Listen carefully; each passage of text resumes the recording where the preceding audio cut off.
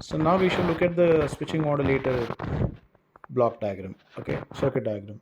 So the only difference is a nonlinear block which was given there is now replaced by the actual diode, which we can assume it to be ideal.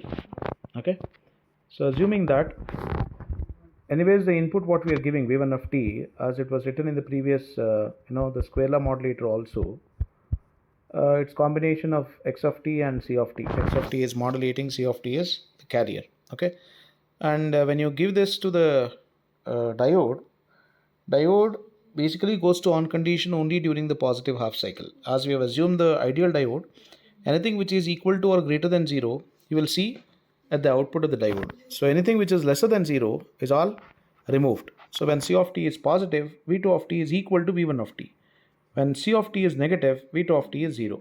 So hence we can write v2 of t as m of t by 2 plus ac by 2 into cos of omega ct plus 2 by pi into x of t into cos omega ct plus 2 by pi into ac into cos 2 omega ct. So later on, if you try to basically pass it through a band pass filter, the output of the band pass filter will contain only the carrier signal and the two sideband frequencies, which are fm plus fc and fc minus fm. Okay, so after modulation we've got the demodulation of AM. Okay, so demodulation or detection is basically the process of recovering the original message signal from the received modulated signal. So this happens at the receiver side. Okay, so what you see at the input of this block is the modulated wave, amplitude modulated wave. Can somebody tell me what kind of modulation is performed there? It is called under modulation. Okay, yeah. So once you receive it, a demodulator will detect the modulating signal there, which is called a demodulated signal. So there are two different types of demodulation. One is square law demodulation, other one is called the envelope detector. So second type is widely used in all practical applications whenever AM modulation is performed. So let us see how it looks like. So this is the circuit diagram of a square law detector, where we at the input side we have got a square law device, or it's nothing but a nonlinear device, and we already know the mathematical model for it. So if the input is v1 of t, which is a modulated wave, v2 will be some scalar a times of v1 of t plus b times of v1 square of t. We'll limit ourselves to second degree because higher orders will not be contributing too much. Okay, when this is passed through the square law device, what we get is an output which is v2 of t. When you expand it after substituting for v1 of t, which is your AM signal, which was dealt earlier right here, if you can see this equation here, this equation what is written at the end for v2 of t becomes the input to the signal here, which is, after expanding, you get it as equation number 2. So in order to extract the original message signal, we have to pass the signal what we have received here, which is v2 of t, the last equation, equation number 2, through what is called low pass filter, which is shown in the circuit. So I should choose an appropriate RC values so that I get the output as some scalar constant m times of b times of ac square times of x of t, which is your modulating signal. So this is the whole idea behind performing the demodulation. So envelope detector is a much more better practical circuit to demodulate the signal. So we'll see how it works like. So input will be EM of t, or sorry, S of t, which is the modulated wave, and you pass it through a detector diode, so which is nothing but a square law device again, and you have the same RC network. So conceptually both the circuits are one and the same, but the way we are writing is slightly different. So what happens? A standard wave, AM wave, is applied as an input to the detector. In every positive half cycle, the input diode is forward biased. This will basically charge the capacitor C, and when the capacitor charges to the peak value of the input, diode basically stops conducting. Capacitor will have to basically discharge through the resistor R between the positive peaks. Okay, so if you basically observe this wave, what happens is, So initially during the positive half cycle, the very first positive half cycle, you can expect the capacitor to charge to the peak value, okay, and later on what happens is, let me use a pen here, okay. So during the discharging process, you keep the resistance, this particular resistance, in such a way that the resistance becomes very large. So this R value what we choose here is a very large resistance value, okay. We purposefully choose this resistance value which will be very large, okay. So based on that, what we observe is, even though the charging process has happened, capacitor is never going to discharge. So when this process is attained properly, so what we get is a kind of signal like this. Let me write it and show it to you. Hold on for a second. Okay. So capacitor will never discharge. Again, the next positive half cycle will appear. Capacitor charges again to the peak value. It goes up. And finally, the negative part will also come. So what we are able to see is the output waveform becoming a sinusoidal signal which is low frequency, which is nothing but your modulating signal. So this is what is going to happen, okay.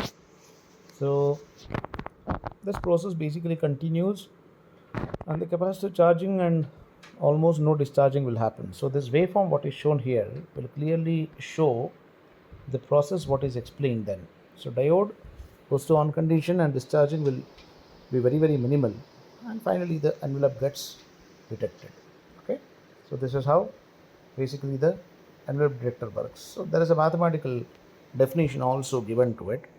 So a times of m of t, a plus m of t times of cos omega ct becomes the input to the detector. So we have written the equation for Vs, which is nothing but the modulated signal, and later on I can represent the diode with that equation which is written in the second part, which is this, okay, right here, okay. So later on what you will have is 1 by pi into a plus m of t and all other higher order terms which all gets eliminated through the low pass filter. So the same explanation is given even in this case, identical to that of a envelope detector, okay. So this is what it is. So now if you basically try to see the equation of an AM, so we'll slightly move ahead.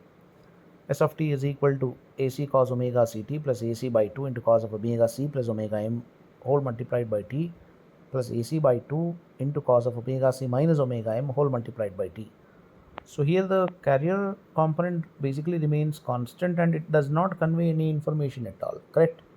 If you see the second and third component, omega mt component is there, which is our actual modulating signal. So our interest is only on those components or those terms which contains omega m within it. But the first term AC cos omega ct has no omega m at all, isn't it? So what we are trying to do here is, but if you try to see the total average power, the carrier component basically consumes more power compared to the other two components. If you try to find the average power, if you take the first term as it is, so what is the total power consumed by the first one? See here, the total power consumed by this fellow is EC square divided by 2. That becomes the average power. How about this? It will be EC square divided by 4, correct? And you will also have m there. Anyways, we have missed out this m, so m comes into picture there. So it will be m into EC square by 4, and this will also be m into EC square by 4. So what we observe is the carrier component consumes more power but does not convey any information at all, which is of no use for us. So that is why we always try to suppress the carrier and try to convey only the other two components, which are low and upper sideband components. And when you do that, you say we basically are performing what is called a double sideband suppressed carrier. So power efficiency basically, okay, 100%. So this is what is basically the idea of the DSBSC. So let us talk about the DSBSC modulation now. So DSBSC basically is obtained by multiplying the modulating signal x of t with the carrier signal c of t. So we basically require what is called as a product modulator, which only multiplies the two signals. Okay.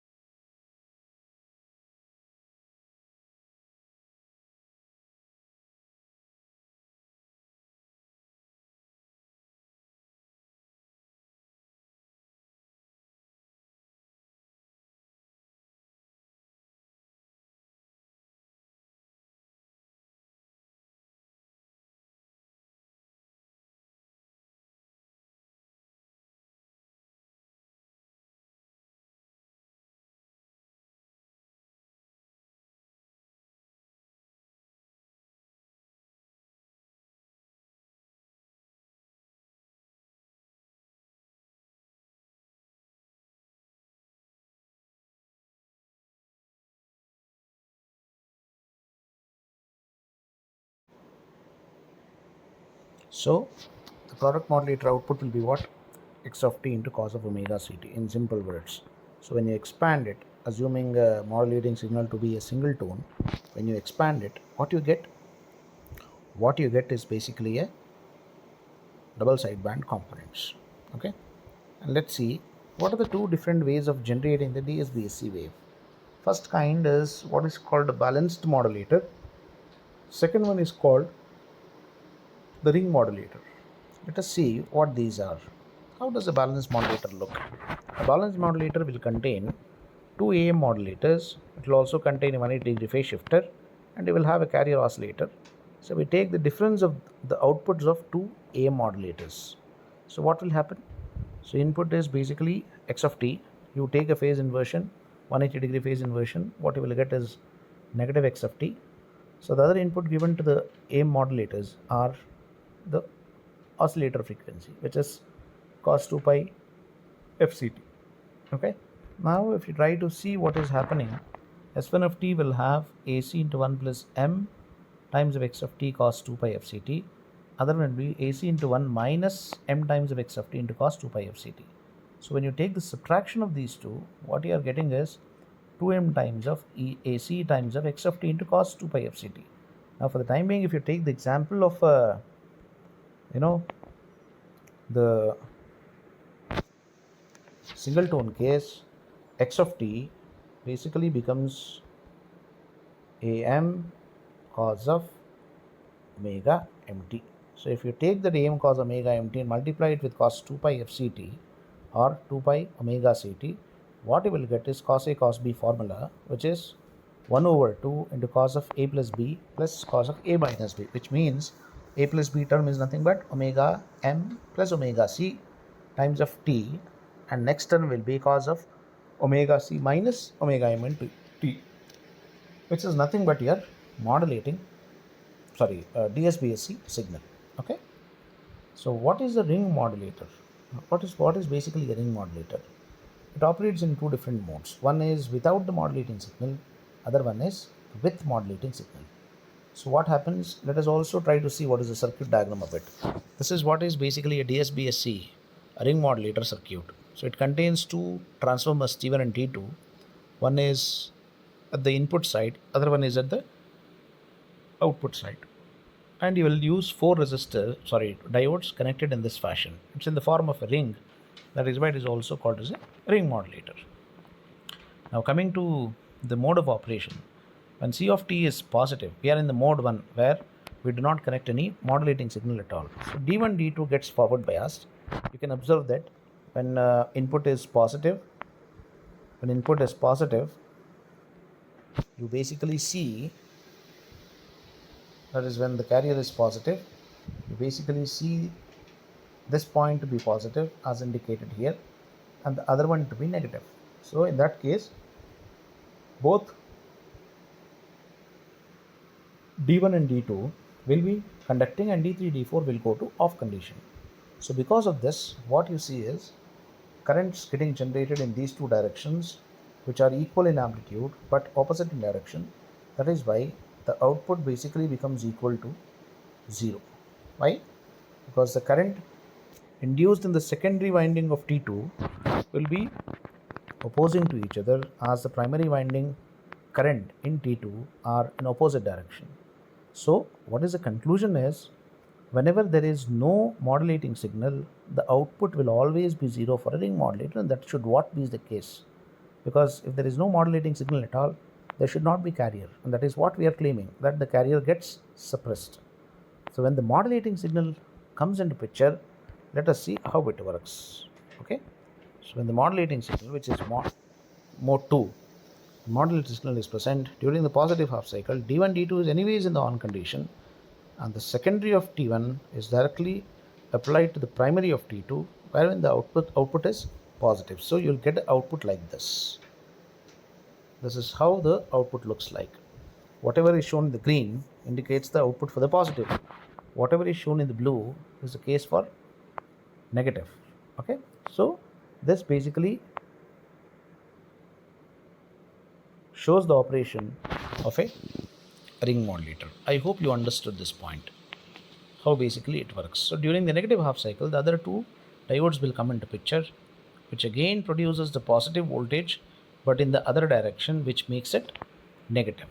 Okay, so what is the time domain representation of a DSBSC now? So if the input is indicated as AM cos omega mt or 2 pi fmt for a single tone, and if the carrier is AC cos omega ct, the signal what we obtain as DSBSC is product of these two, which is 1 over 2 EM into EC cos of 2 pi FC plus FMT plus cos of 2 pi FC minus FMT. This is what you will get. Okay. How do you write the frequency domain representation of it? Now this is more easier because you've got two cos components there, and the frequency values are FC plus FM and FC minus FM. So what you will have is 4 deltas appearing, which contains FC plus FM plus delta of FC minus minus FM. Similarly, plus delta of FC minus FM plus delta of F minus FC plus FM. So what you get is only two side bands with the carrier suppressed, and the spectrum of that is also shown in the figure. So what you can observe is FC is not there at all. FC plus and FC minus components are readily visible there. Okay, so this is how basically the modulation circuit is going to work.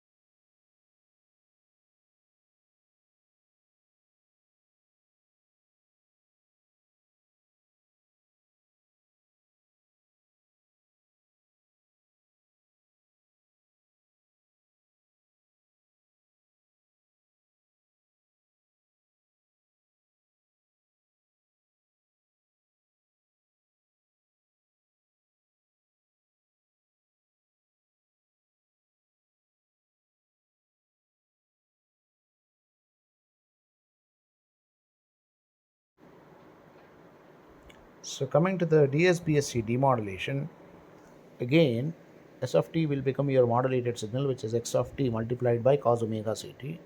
We use again a product modulator, wherein the other input is coming from the local oscillator, which generates the same frequency as that of your transmitter carrier frequency. So what do you get? So when you do that, you will have 1 by 2 AM AC into cos 2 pi FC plus FM plus cos 2 pi FC minus FM into T, which when multiplied with cos 2 pi FCT, what you will get is 1 by 4 AM AC into cos of 2 pi multiplied by 2fc plus fm into t, which is a high frequency component, cos 2 pi fm t into cos 2 pi whole multiplied by fc minus fm into t plus cos 2 pi fm into t. If you observe the third component right here, this becomes your message signal. Okay, so this is how the demodulation is performed, which is obtained after passing the signal through a low pass filter. So what we'll do now is we'll stop at this point, and in our next class we shall move on to the SSB. Okay, thank you.